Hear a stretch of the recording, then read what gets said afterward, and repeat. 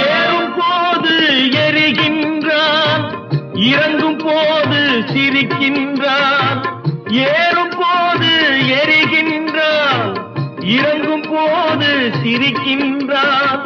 வாழும் நேரத்தில் வருகின்றான், வறுமை வந்தால் பிரிகின்றான்.